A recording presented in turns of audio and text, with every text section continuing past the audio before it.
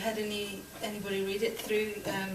Any young readers? Oh, I've had quite a lot actually. Yeah. In fact, including even one of my 9-year-olds even wanted to read it and did so. And yes, my daughter was one of my first reads of it. I've got a 15-year-old daughter, which is very useful. So quite a few of her friends read it, neighbours read it. Lots of people were very generous, and they read it at different stages, and that really helped, I must say. And got very positive response, which is good. Yes, my daughter sobbed all night. In fact, looking absolutely terrible. In fact, actually, I could read the bit that I could read the bit that left her unable to really concentrate. Well, she's read it twice, in fact, luckily. So, but the first time she read it, she said she just couldn't take in anything after this point.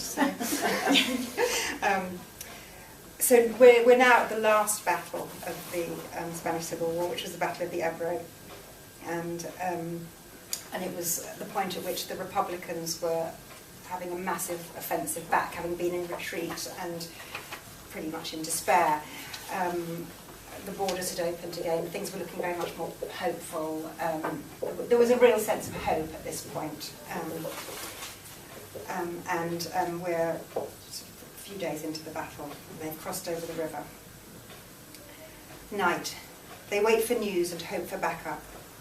Men come, scrambling through the darkness. One has a vast reel of wire on his back, unspooling as he clambers up. With telephone contact, news filters through. Don't move. We've got Gandesa almost surrounded. They're waiting for us, depending on us. Fresh ammunition. Food. Not much. The fascists have opened the floodgates, you see. The Ebro is rising. Pontoons swept away, boats unmoored. Some mules on their way. A little water. Not enough. Cigarettes. The wounded are dragged away. Morning, almost. A fresh assault, their turn to lead.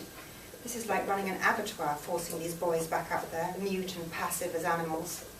A few try to turn and run. Nat sees one lad rooted to the spot with terror.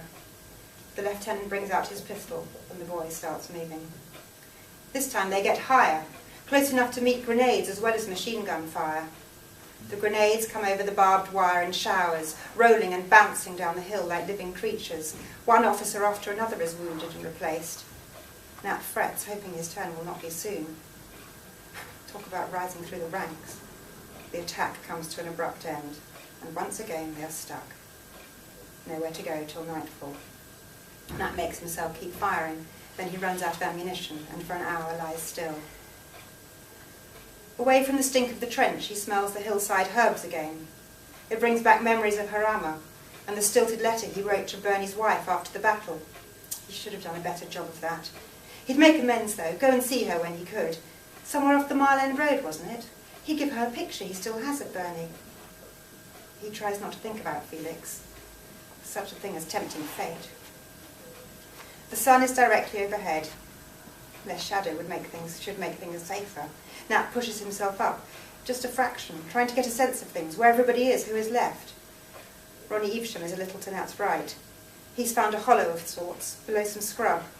Ronnie catches Nat's eye and gestures to him, mouthing the words, "It's safer here, come and join me." Stealthily, Nat begins to move. Like a baby who hasn't learnt to crawl, he drags himself towards Ronnie on his forearms. A rock fragment digging into his kneecap nearly makes him cry out loud. Others cross the Ebro with sticks of wood on strings around their necks, to bite on rather than scream. Too late now for that. Ronnie is signalling again.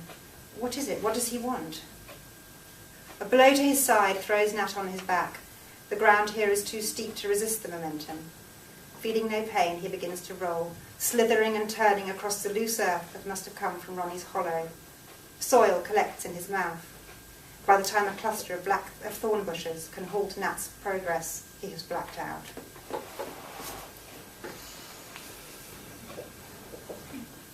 Thank you. Does anybody want to ask Lydia any questions? I was thinking, just in terms of when you're writing the book and knowing, as a reader, although I suppose not all young readers will know how the Spanish Civil War ends, but if you know that's I sort of struggle with that, because you desperately want it to. I mean, you can do what you want with the characters, but some readers will know this is not going to end the way you wanted to. Did you find that difficult? Did you find yourself longing to reverse the? Well, except in a way, I was so depressed by the end that I think I think. Well, it took me a very long time to write the last chapter, and I tried different things and I rejected them, and then I sort of stopped it too soon. And I kept remembering a conversation I'd had with a publisher friend, but when I first mentioned that I was thinking of doing this book, and I said to her, well, there were two things I said to her, two things that really stuck in my mind. One was, why hasn't anybody else written about the Spanish Civil War for children, because it seemed extraordinary. And she said, oh, it's not on the curriculum. And that really depressed me. And the other thing she said was, does it have a happy ending? And I went, hello? It doesn't have a happy ending. And then I realised, of course, that actually you do have to give something of a happy ending. And in a way it doesn't have a happy ending, and in a way it does. And it leaves you with more questions about what the future is going to be. I think it was really important to end where I did end up ending, because for the people who I'm talking about, one of the reasons they went was because they wanted to prevent the Second World War, and they saw it very starkly in those terms. And so I wanted to present it in those terms. I wanted to end it on the very eve, and with the realisation that it had failed, but the fight was going on. So there was a sense of hope in some ways. I think, as for Spain, it's, Yeah, I mean, your question made me immediately think of the Guillermo del Toro's Pan's Labyrinth, and how, you're watching that, and you know that there is no hope, but nevertheless you keep watching it. I mean, he does manage to build in that lovely kind of visual metaphor of hope with the flower opening out. So I think you do have a message of hope in yours as well. Oh yes, the butterfly's tongue is another of those. Yes. Rather strange, it's rather like the Nigeria Biafra War, where that's not actually on the curriculum, and that's not addressed, and of course that's not written about. And I wondered whether that was the same thing with the Spanish. Well, I think I'm going to hand you over to Jessamy then, because you really know all Well, about I mean, up to a certain point, what I find is interesting in terms of this particular subject is in Spain, the concern at the moment is there's a sense in which writing about this topic for young people would involve thinking about the way in which the kind of past and the present is connected through maybe forms of haunting and so on, the kind of notion of being haunted by the past. So in Spain, when there is any writing about this at the moment, this particular topic for young people, it tends to take the form of a ghost story. And that's the way in which it deals with this difficult topic, not in this kind of historical narrative approach. So that's what I found particularly strong about this, and I really like the way you talked about the scholar saying, well, you made your character naive. But I think in a way that you kind of had to, in order for them to encounter things anew. There's something about these characters when they're in these situations that they're not jaded, and they're kind of encountering these really shocking situations with these kind of wide eyes. And that, I think, that enables you to convey the drama. Well, that really was thanks to the amazing. The interviews were the most important things actually at the Imperial War Museum, because it was one of the things that I think is very interesting. I deliberately didn't go and talk to any volunteers, because the people who were surviving, who had survived by the time I was writing this, had rehearsed their stories so many times that they were kind of set into a story. But going back to the Imperial War Museum, I was able to get access these very, very long interviews that were made in the 80s, which was really when people started talking about it. I think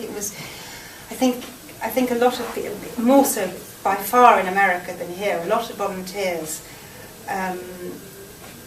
were really quite silenced, I think, after after the war in some ways. I mean, there was quite a lot coming out, but I think the Cold War and had a huge impact on how the Spanish Civil War was perceived and so on. But anyway, so these, it felt quite. I was able to get quite a fresh by going back to the old interviews and hearing the actual voices, which was really important to me. I used to work in radio, and it really helped with forming the voices of the characters and getting these three very distinct voices interweaving of the three different, Nat and Felix and George. So I think that probably helped getting that freshness. Yeah, because that's the thing. In the book, you actually have these three distinct perspectives on the war and their experience, which allows us to get, what I thought was quite interesting is, I know you mentioned that you were struggling against the notion of it being a nurse and not, say, a doctor or something like that. But it did allow, therefore, the possibility of including a woman in this stage of war. Otherwise, I'm not quite sure how she would have got in there.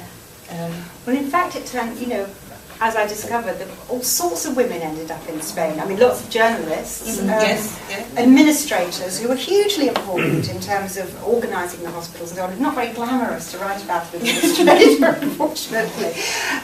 But I was so struck by these women and young men who were coming from worlds where they had a very international outlook, but they may never have travelled.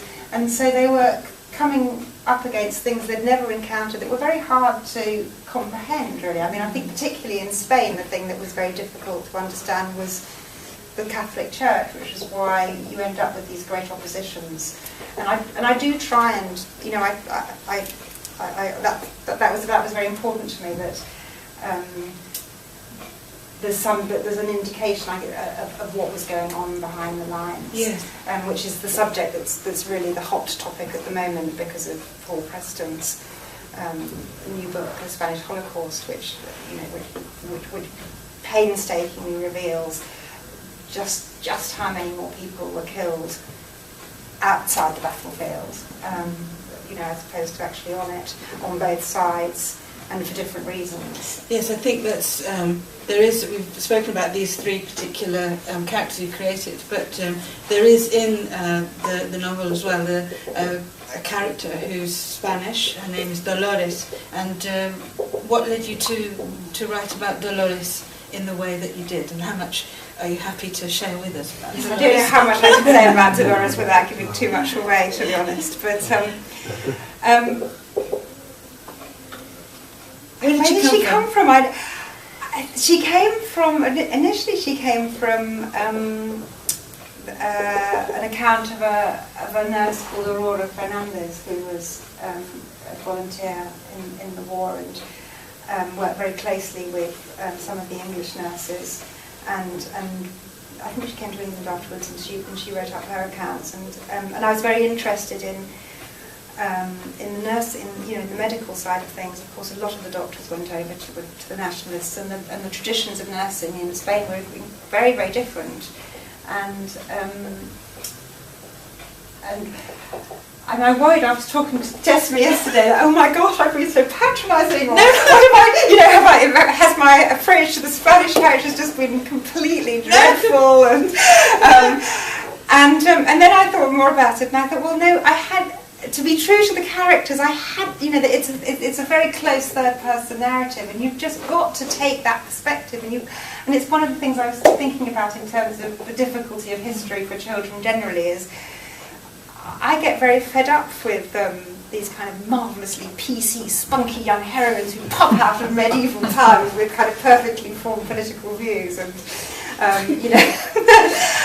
I can't think of a single example of one, of course, but I think it's really that's one of the difficulties of history. I think with children is, and so we were talking a little bit earlier about the Army of Africa.